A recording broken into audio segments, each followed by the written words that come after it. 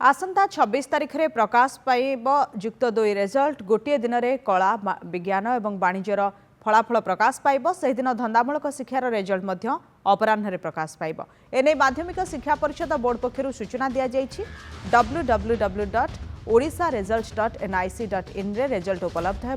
चलित वर्ष फेब्रुआरी 16 रु मार्च 20 तारिख जाए युक्त 2 परीक्षा होता।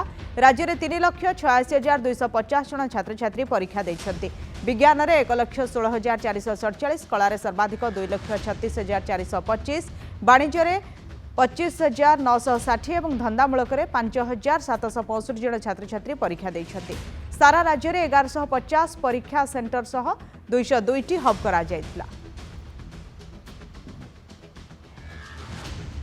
रिजल्ट मास 26 तारीख संडे रे बाहर संडे आफ्टरनून ले बाहर एक्जाक्ट को टाइम रे बाहर मो गोटे 2 दिन पर क्लीयर हो 3,86,250 पिला रजिस्टर करते ता भितर पाखापाखि 3,82,600 पिला परीक्षा देछन। एक्जाक्ट फिगरटा से रिजल्ट बाहर जना पड़ एक समय आर्ट्स साइंस कॉमर्स वोकेशनल आम रिजल्ट एथर बाहर कर ग्रेस मार्क पिला मानक दिखाई जोटा पिला मानकर मध्य